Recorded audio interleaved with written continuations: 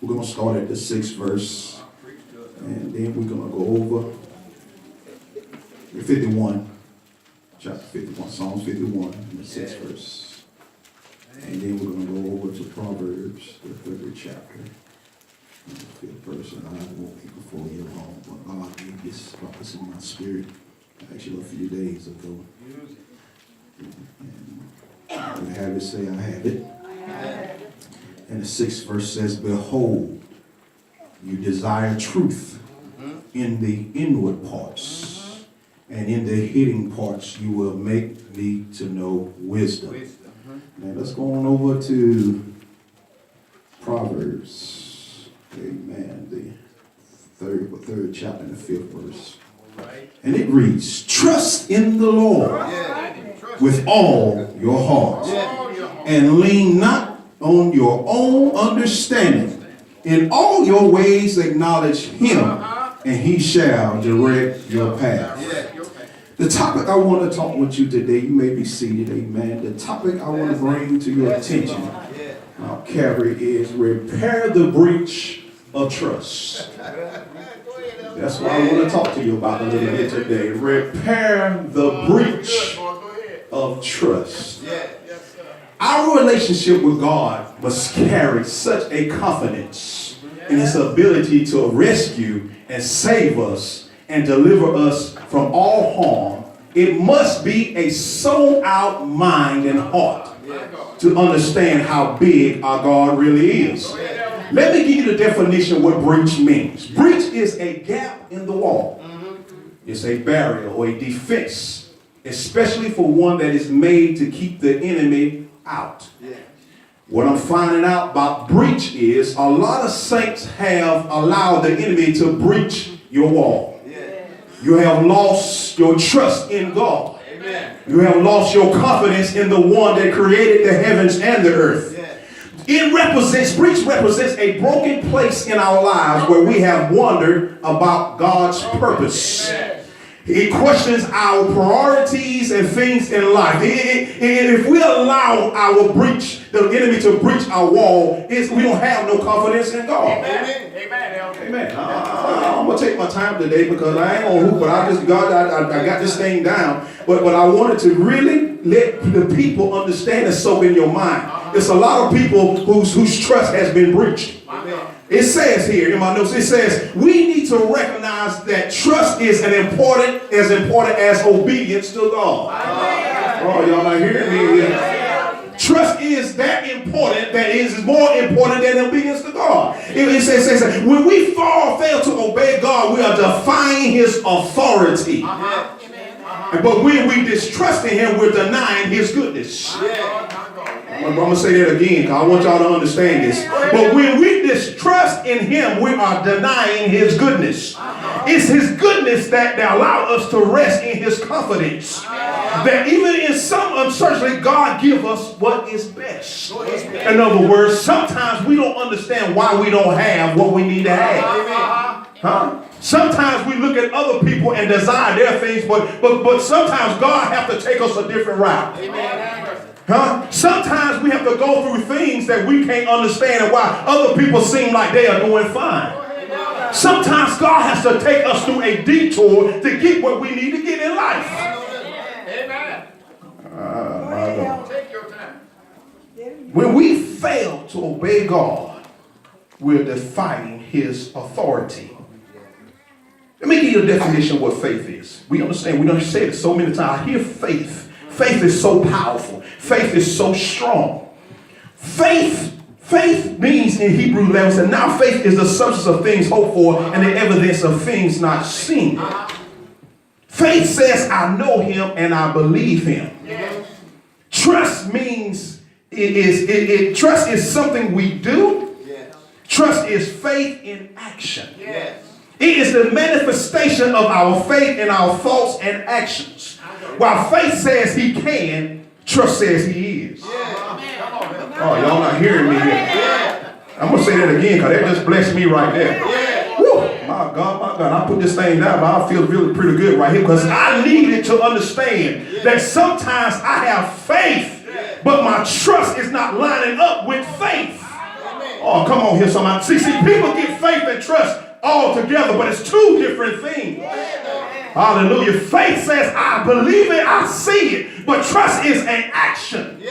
You can't walk around and say you have faith in God and you complaining. Oh my God. You complaining all the times, this ain't working, that ain't working, but I have faith. No, you need to look at your circumstances. I trust God. Regardless of what it looks like, regardless of how I feel, I trust God. Because my faith, I'm trusting in Him. I can't see it, but I know I'm trusting in Him. Go ahead. Thank you, Lord. Oh my God. My faith is a breach that is happening to the people of God. It's a breach. And see, one thing about a breach, if you're not careful, you allow the enemy to put a crack in your defense mechanism. You will sit there and you will allow the enemy to put a crack right into your barrier. The secret place where you confine with God. You begin to get hit so much.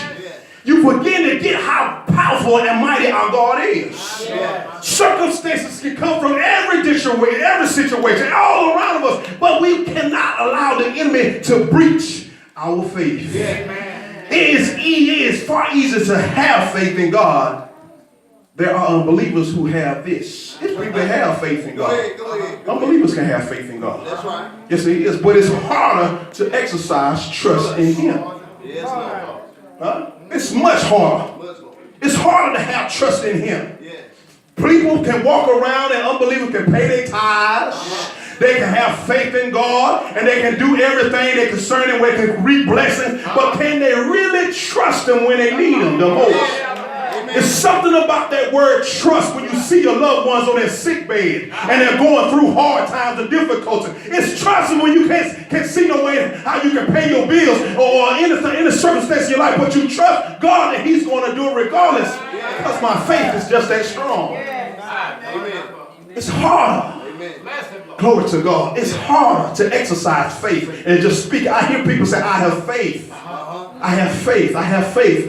Okay, I have faith, but yet still you pull the shades down, you close the door, you don't want to be bothered.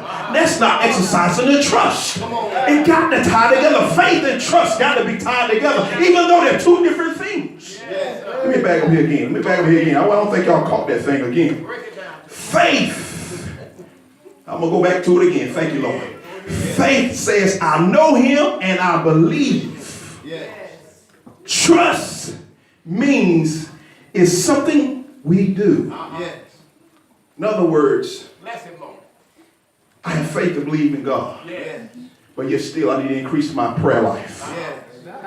Oh, come on here, somebody. That's the action. That's action. When you say, I'm going through, I'm dealing with circumstances, my kids are acting up, seems like things are not working right. I have faith to believe that they're going to change. Or are you speaking positive in their life? Oh my God. Are you speaking encouragement to the ones that are in the streets? Yes, I have faith that they'll change their mind. Yes, I have faith that they will come on the inside. Yes, I have faith they will change their lifestyle. But are you encouraging them? Or are you beating them down? That's not faith. That's not faith. I have faith to believe God can do it. Psalms 51:6.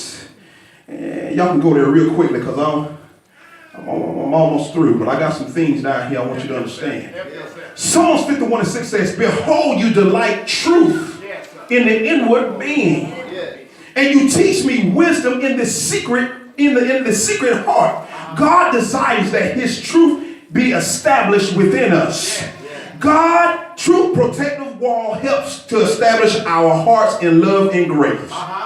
Truth is the anchor of keeping our wall from being breached.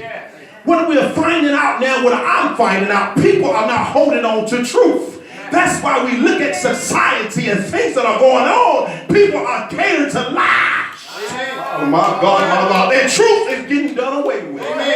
Oh my God. And they're allowing this lie that's just going on across this land to breach their trust. That's why people are getting swayed left and right. They don't understand what's going on. They can't figure out because their wall has been breached. God, my God. The wall has been breached.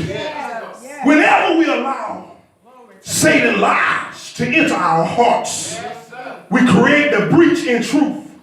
Protect the wall. As long as the breach remains, our hearts will be flooded with doubt, fears, and condemning thoughts that God never intended us to have. We allow this thing to happen, church, because we're allowing the truth to be zapped and pulled away. Truth.